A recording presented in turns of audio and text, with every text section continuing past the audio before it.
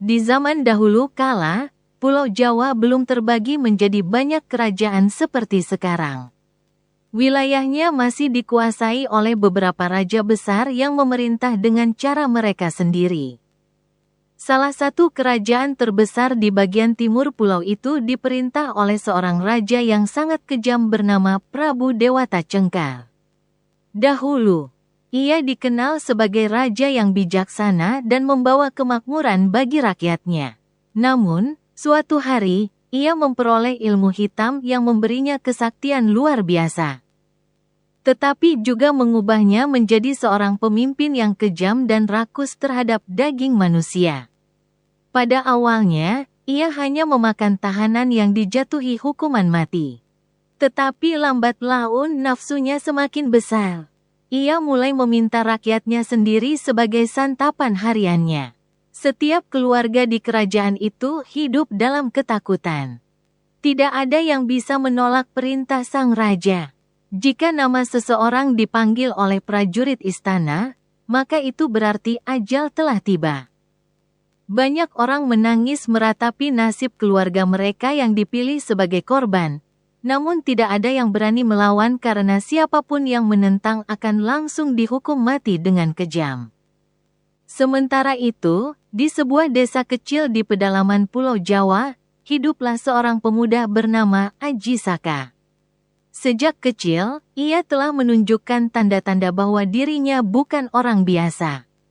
Ia cerdas, kuat, dan memiliki hati yang penuh dengan kebijaksanaan dan keberanian.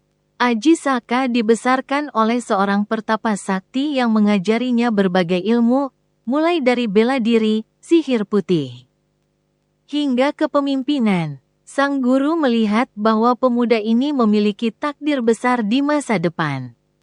Setelah beranjak dewasa, Aji Saka merasa gelisah dan ingin mengembara, mencari pengalaman, serta menolong orang-orang yang tertindas.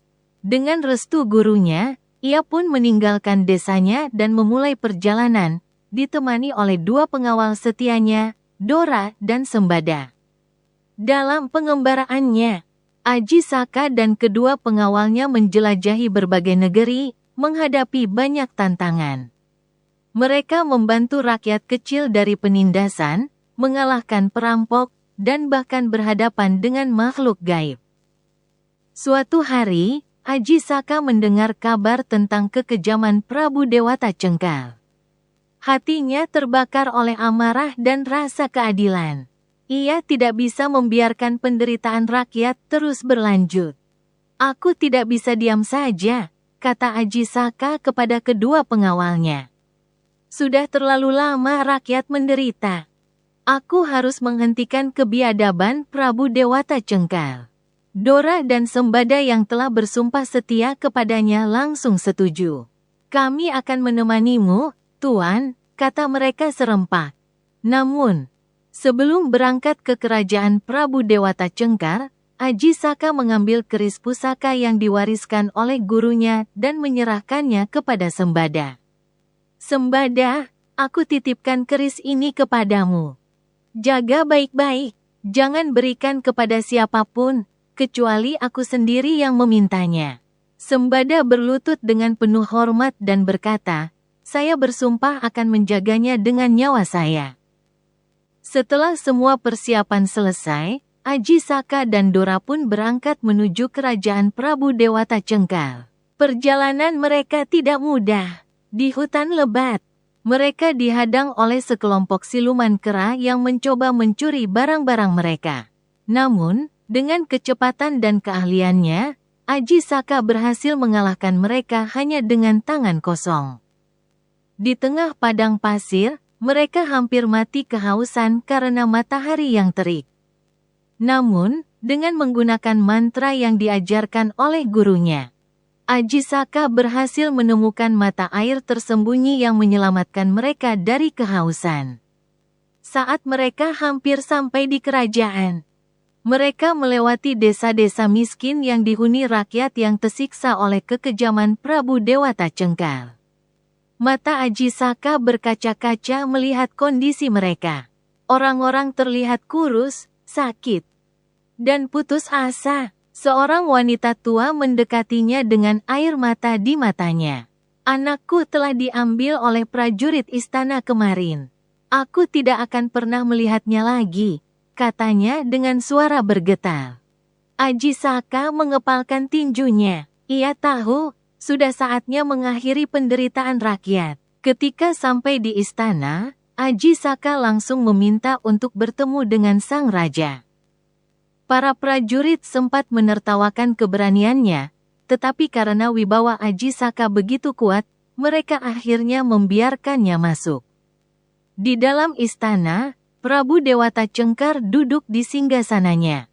Matanya bersinar tajam seperti seekor harimau yang lapar. "Siapa kau, anak muda?" tanyanya dengan suara dalam. "Namaku Ajisaka," jawabnya tegas.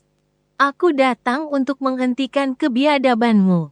Prabu Dewata Cengkar tertawa terbahak-bahak. "Kau pikir bisa mengalahkanku? Aku memiliki kekuatan yang tidak bisa dikalahkan oleh manusia biasa."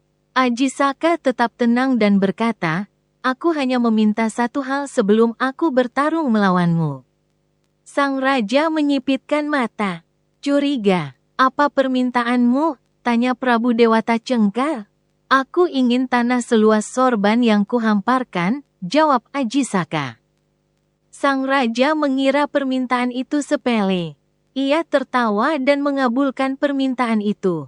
Namun, ketika Ajisaka mulai membuka sorbannya, kain itu terus meluas. Membuat Prabu Dewata Cengkar harus mundur dan mundur. "Apa yang terjadi ini?" teriak sang raja ketakutan. Akhirnya, ia terdorong hingga ke tepi tebing dan terjatuh ke dalam jurang. Begitu tubuhnya menyentuh tanah, ia tiba-tiba berubah menjadi seekor buaya putih yang kemudian menghilang di lautan. Rakyat bersorak, mereka akhirnya terbebas dari tirani. Ajisaka pun diangkat sebagai raja yang baru. Namun, saat semuanya tampak membaik, Ajisaka teringat pada keris pusaka yang dititipkannya kepada Sembada.